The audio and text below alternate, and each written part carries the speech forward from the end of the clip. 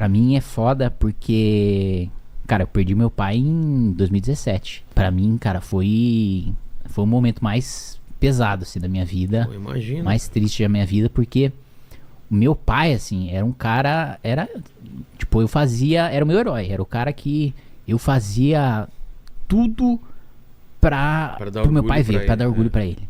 Ele não era um cara que falava muito, e é um cara que você, quando fazia pergunta pra ele, tipo, e aí, pai, como é que foi sua infância? Eu era criança. Tipo, ele era o cara... Ele não era de se abrir muito, é isso? Ele não se abria, mas era meio humorado, entendeu? Sei. Tipo, eu era criança, né? Tipo, só que ao mesmo tempo, né, eu sempre gostei muito de português, né? De gramática e tal. E aí na escola teve um campeonato de conjugação verbal. Aí eu cheguei em casa e tal, pai, ganhei o campeonato de conjugação verbal lá na escola. Aí ele, que legal, filho, primeiro lugar? Eu falei, não, segundo, pai. Aí ele,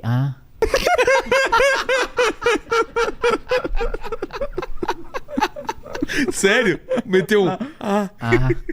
E foi embora. E pra você, cara? Não, na época... Eu te amaria, tu amarias, ele amaria, nós amaríamos, vós amaríamos. Não, na época eu achei uma bosta, claro, mas depois você entende, eu entendi que, cara, o que ele queria me passar sempre dá pra você ser melhor. Eu lembro, ele me dava R$1 cada vez que eu tirava 10 na média, né, não na prova. Então, tinha prova 1, prova 2, prova 3, prova 4, né? Então, se no final dos 4 bimestres, né, da escola, a média na matéria fosse 10, aí ele dava R$1. Porra! Aí, caramba, velho! Ele sempre foi um cara, assim, que me intivou a estudar muito, tirar o máximo, assim, a conseguir ser o melhor. E eu sempre, cara, me esforcei e me dediquei pra realmente mostrar pra ele, né, que eu queria honrar ele, né? E é um momento difícil, Vilela, da minha vida, que eu falo pra você que até hoje eu não superei, cara. Eu sei, eu imagino. Eu imagino meu pai, cara, que tá doentinho também. Eu imagino como deve ser, cara. Até hoje, cara, eu faço as coisas, eu consigo, enfim, sei lá, vou bem na faculdade, ganho eleição, saio numa revista e... Puta, ele não tá aqui pra ver, cara. E aí... eu paro e penso, pra que eu tô fazendo se ele não tá aqui pra ver? Eu não sei o que você acredita, cara, mas a gente aí tem que acreditar em alguma coisa. Eu acredito. Que ele tá vendo de alguma forma, porque senão realmente... Eu acredito que tem um mundo metafísico, eu acredito que de alguma maneira ele ainda existe, mas eu não sinto. Eu sei. Sabe? É isso que é o difícil, né? Não tem aquele contato. E talvez você fique também se perguntando se você devia ter falado mais com ele, ter usado o seu tempo. A gente sempre vai ter essa sensação de que podia ter feito mais, né? É pior que eu não tenho a sensação de que podia ter feito mais, eu só tenho a sensação de que eu queria muito que ele visse onde cheguei, o que eu tô fazendo. Mas o que ele viu seu? Cara, ele viu as manifestações do impeachment. Ele nunca me falava nada. Nunca me falava nada sobre política. Nunca se discutia política em casa, né? Meus pais sempre foram pessoas normais. O que pessoas normais fazem? Esquecem quem votaram. Então, eles sempre foram pessoas...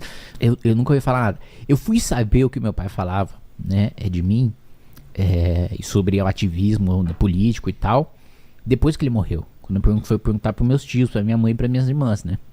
Vocês nunca falavam disso, então? Não. Aí a minha mãe falou, olha, eu sempre assistia seus vídeos, né? Aí eu perguntava se ele queria assistir.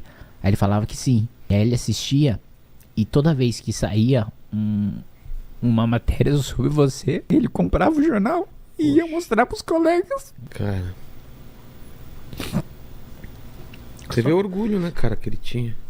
Só que ao mesmo tempo, ele tinha muito medo que fizessem alguma coisa com você, cara. Quando você ficava com o discurso muito duro, ele pedia pra parar de assistir. Eu e minha irmã me contou também que uma das últimas coisas que ele disse antes de morrer no hospital foi, olha, eu tenho muito medo que machuquem o Kim. Eu tenho muito medo que faça alguma coisa com ele. E eu tenho muito medo de toda a responsabilidade que colocam nas costas dele. Cara, até hoje eu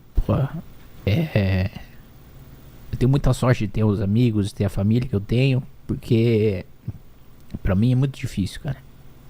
Isso que eu tô falando aqui pra você agora e pra todo mundo, acho que assim, primeiro, tem muitas outras pessoas que vivem uma situação na mesma, e eu acho que a melhor coisa que você tem é se abrir, porque assim, existe um certo preconceito, né, de é falta de lote pra carpir, né, depressão, né, enfim, mas realmente é um bagulho foda, é um bagulho doentio, Mas você tem sentido mais falta dele em alguns momentos, que nem você fala? Cara, é quando você tem uma conquista, alguma coisa importante que bate essa sensação? Cara, ultimamente eu tenho sentido todo dia, assim. É?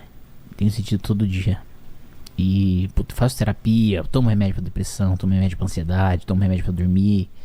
E a minha psicóloga fala, né? Pô, você criou a fantasia de que você não consegue viver sem seu pai. Você acha que é isso Eu mesmo? acho que é exatamente É isso. mesmo? Porque quando ela me disse isso, eu perguntei. Tipo, ele era sua rocha e isso faz falta de se apoiar nele nos momentos. Sim. Tudo que aconteceu de difícil, você ligaria pra ele ou falaria com ele. Sim. É mesmo? E porque quando ela disse isso, você criou essa fantasia de que você não consegue viver sem o seu pai. Eu perguntei pra ela, por que você acha que isso é uma fantasia? E ela falou o quê? Ela falou, porque os pais morrem. É a natureza, eles vão antes dos filhos. Eles vão antes dos filhos. E a sua felicidade não pode estar vinculada a outra pessoa, Ah, sim. mesmo que seja do seu pai. As suas conquistas, as coisas que você consegue pra si, a sua felicidade tem que estar vinculada a você mesmo. Você não pode viver pra agradar outra pessoa. Você tem que viver pra agradar você mesmo. Só que ainda assim eu não consigo incutir isso na minha cabeça. Ainda assim eu paro, penso, botar, sei lá, quantidade de pessoas, puta, quando eu vou sei lá, qualquer coisa, mandar emenda pro hospital, quantidade de pessoas que eu tô ajudando com isso. E eu lembro que a gente ia, todo domingo a gente ia na feira, né, de manhã, que era pra dar tempo de a gente voltar em casa e ele assistir Fórmula 1. Ah, é? Que ele gostava. E eu lembro um dia que a gente tava voltando, aí tinha um cara com o carro quebrado, né? E aí, esse cara com o carro quebrado, meu pai falou, ó, vai lá ajudar. Aí eu falei, pai, eu tenho vergonha, né? Não conheço o cara e tal. Aí ele falou, vai lá ajudar. Eu falei, não, eu sou muito tímido, pai. Eu tenho vergonha, eu sempre fui muito tímido, né? Eu tenho vergonha. E aí ele foi lá ajudar, né? Aí ele voltou e falou, você tinha que ter vergonha de não ter ido ajudar. E essas coisas, esse tipo de coisa. É sabedoria, né? É isso, mas vida. ao mesmo tempo é uma coisa que a psicóloga fala muito também, que eu idealizo muito também o meu pai, né? Como era muito sábio, como um cara que era muito enigmático e tal, mas na realidade meu pai era um cara muito simples. Não era um cara muito sofisticado, não era um cara de... sei dos meus tios falarem que quando eles eram crianças ele era o mais forte fisicamente, aí por isso ele abria não sei o que pra eles poderem colocar cerca e tal. E era isso, assim, não era um cara grande estudioso, intelectual, nem nada do tipo. Mas ao mesmo tempo eu sempre... Como ele era um cara muito calado, eu sempre tinha essa sensação de que ele tem alguma coisa lá pra ele me falar, enigmática lá, que ele nunca me fala. Mas não tinha, a maneira, e essa é uma coisa que minhas irmãs me falam, né? A maneira que ele tinha de demonstrar que amava a gente era pagando escola, era trabalhando. Mas Era muito nunca da levando... geração dos pais. Meu pai, eu vejo isso também. É muito difícil ele falar, eu te amo, eu sinto a falta, mas é pela ação, cara, pelas coisas que ele faz que você vê esse amor, né, cara? Sim. E não tem medida, né? Que a minha irmã até falava. Porque o papai, quando ele tava insatisfeito, ele falava. Então, quando ele tava quieto, porque ele tava feliz. Quando ele tava, por exemplo, ele dizia... uma vez ele chegou pra mim e falou, olha, você tá gastando demais. Esse, tá vendo, Gui? Isso é um exemplo do negócio que ele tá insatisfeito, que ele não... Puta, e quando ele não fala, ele tá feliz. Ele é um cara também que nunca aceitava presente. Ele não usava, tipo, você dava um tênis pra ele, não usava. Você dava uma gravata pra ele, não usava. Ele aceitava como presente sair pra comer. Ah, tá. Você pagava olha, pai, você vai... Tinha um restaurante lá, a gente morava em Indaiatuba, que paga um self-service à vontade aí pra mim. Isso era a felicidade dele, né? Mas é difícil, cara. É difícil porque eu sinto que... Mas essa tua tristeza, você acha que tá atrelada só a ele? Ou é mais por essa ansiedade, essa coisa de ataque, de estar sempre num momento que pode acontecer alguma coisa contigo, fisicamente ou legalmente, porque tá todo... Você é oposição, né, cara? Você é oposição há um bom tempo. Isso gera um estresse, gera uma ansiedade. Não é mais isso, cara? Cara, eu acho que não, porque, assim, em 2019 eu pegava muito pesado, assim, com o trabalho. Realmente, assim, eu chegava a trabalhar demais. A trabalhar demais, assim, a ponto de... Que é uma fuga também, né? Chegou num... Era o que meus amigos falavam, né? Que eu sumia. Que era quando eu apagava apagava e ficava, tipo, sei lá, 16 horas apagado. Dormindo? É. Ah, é?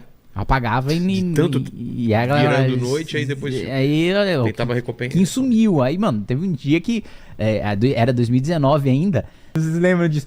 Pensaram em ligar pro Moro, que era ministro da Justiça. Por quê? Pra ele acionar a Polícia Federal. Pra ver onde é que eu Não te achavam? E você tava dormindo no Mato Grosso? Porra. Então. Nossa, cara, acionar o Moro pra acordar o Kim. Isso eu queria ver. E aí, ao longo do tempo, fui entendendo, assim, que, pô, você precisa estar saudável, né? Precisa fazer o seu trabalho, você precisa ter um tempo livre. Então, eu acho que de trabalhar até estafar, essa é uma coisa que eu acho que superei, assim. O estresse, acho que fiquei mais cascudo com todas as merdas que aconteceram no ano passado. É porque olhando você, quem olha de fora, parece que você é um cara que já tem uma casca, entendeu? Que as coisas não te atingem, como atingem todo mundo. Eu acho que você, a maioria dos políticos, cara, aguenta umas coisas que a pessoa comum não aguentaria, cara, de jeito nenhum. Sabe? De tentativa de destruição de reputação, de mentira, de ficar... Cara, é uma coisa que realmente eu não sei se eu aguentaria, não. Se você gostou desse corte, não se esquece de se inscrever, ativar as notificações e deixar o seu like.